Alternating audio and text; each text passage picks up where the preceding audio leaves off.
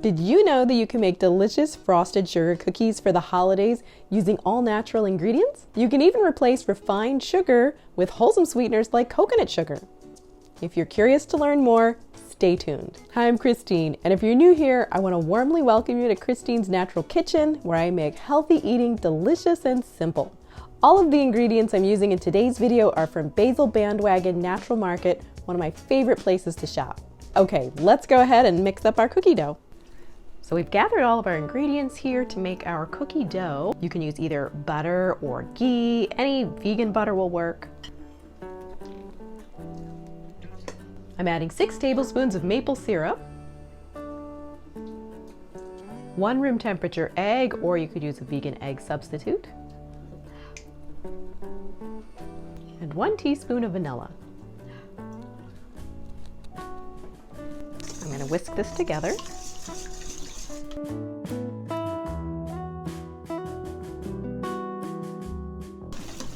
And if your ghee or butter separates a little, that's okay, because it'll get smooth when you add the dry ingredients.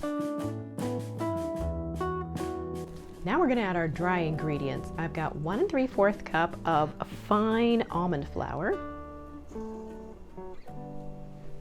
1/4 cup of arrowroot flour, 1/4 cup of cassava flour,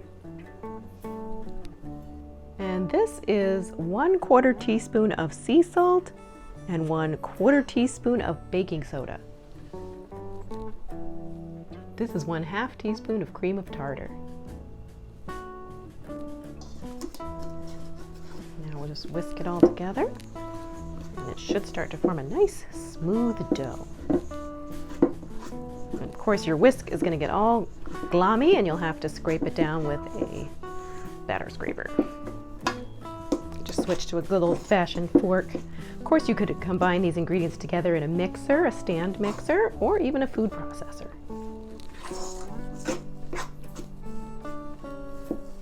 There we have our nice smooth dough. Transfer your dough onto a piece of plastic wrap. And you can kind of use the plastic to sort of shape it into a nice flat disc, so it'll be easier to roll out later.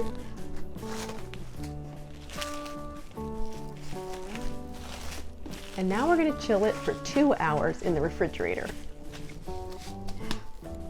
So after your cookie dough has chilled, you're going to place it on a piece of parchment paper and start preheating your oven to 350 degrees Fahrenheit. Put another piece of paper on top of the flattened circle of dough and then start to roll it out. You can use a regular rolling pin, or I like to use this Japanese, it's actually called a sirkagi.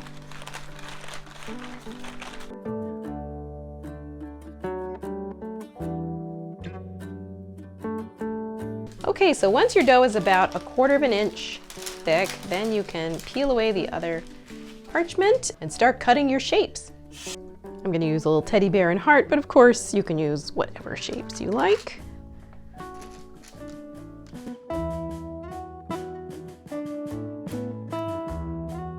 Of course, if your dough gets to be tricky to work with, you may need to chill it again.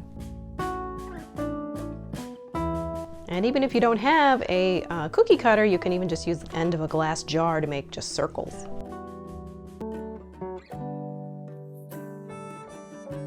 Now we're going to carefully transfer our cutout cookies onto a piece of parchment on a baking sheet. Now, of course, you'll have a lot of leftover scraps, and you can just simply roll this dough up again, and it may have softened by now like mine did, so I'm going to chill it again before rolling it and repeating the whole process. So these are all ready to go into the oven. We're going to bake them at 350 degrees Fahrenheit for about 10 minutes, just until they're lightly golden and starting to brown on the bottom. And we're going to keep most of these completely plain so that we can frost them, but I thought a few could be fun just to show you one other option with these types of cookies. We're going to top these off with a little coconut sugar mixed with cinnamon. So this is the coconut sugar that I got from Basil Bandwagon. Just mixed it up with a little bit of cinnamon for a couple cinnamon sugar teddy bears. So if you see an extra little pair of hands over here, my daughter Anya came over to help out. She got excited when she saw the food coloring. We've got super natural, 100% plant-based food coloring. And yep, you can hold on to that, honey. And this is the red color. They've got like a purple, a yellow, an orange, some fun colors. And then we've got the Simple Mills Organic Vanilla Frosting. It's made with coconut oil. And we're gonna keep some of the cookies frosted with white just to show off the colored sprinkles a little, but then I thought we'd make some red. You can even make blue. We used a different kind of food coloring for this one, but we did mix up some blue just for those who celebrate Hanukkah or even for New Year cookies. Blue could be fun. Okay, so I'm just gonna scoop out a bit of this. So what Anya's doing here is stirring it around because when you get it out of the container, it's a little stiff, you know, like any packaged frosting. So we just kind of smoothed it out a little, got it nice and soft and creamy. Now we're gonna go ahead and open up our red food coloring. We're just gonna add a little bit of this. All right, you wanna dump it in there?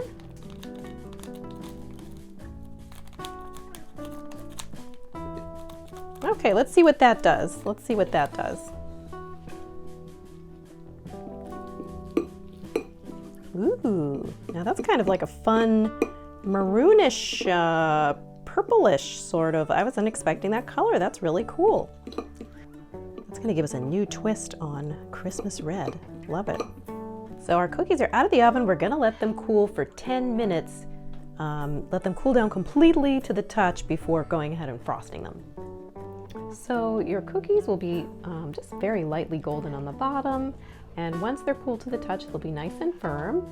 And you can go ahead and choose your frosting. So I'm gonna start with some white and just gonna spread this on with a butter knife. But if you wanna get fancy and use an offset spatula, you can do that. You can even use a pastry bag. Some people like to pipe on their frosting to get a really perfect look. But if you're a little bit more organic like I am and you don't need it to be perfect, you can just kind of swirl on a nice amount onto each cookie.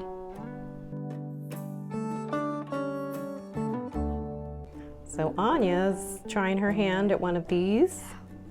And I gotta tell you, it is a little tricky, especially for kids, but it's kind of a nice, fun thing for them to try. So yeah, here we go. We got some red ones, some white ones. We got our cinnamon and sugar ones. So it's just fun to play around with these colors. And we got our blue. Okay, so now we're ready for the fun part to put on the sprinkles. By the way, the teddy bears, I have to admit, are a little tricky, and our angel ended up looking like a ghost. But you know, some shapes work better than others, and if you want to end up just going with circles, that is kind of a simple, easy thing to do. All right, so what we have here also from Supernatural is rainbow starfetti. That's going to be fun on, I would say, especially the blue ones, maybe some of the white ones. And Into the Woods. Look at this. It's a really festive little combination here. And I also have some just simple sugar that I had dyed green with some green food coloring. Okay, Anya, come on over. Yeah. All right, let's do some sprinkles.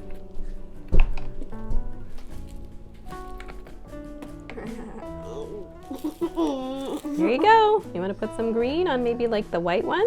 Or you want to put it in your hand? Taste. Yep, and you can taste it.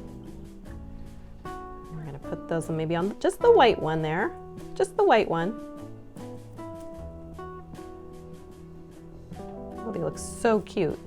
They're like little Christmas trees.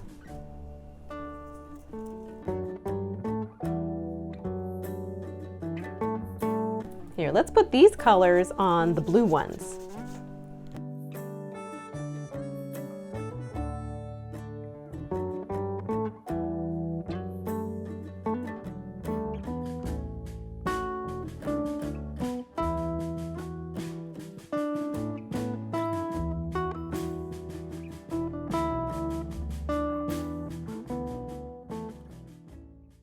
So there you have it, a yummy recipe for holiday cookies that are lower in sugar, but every bit as delicious as traditional ones.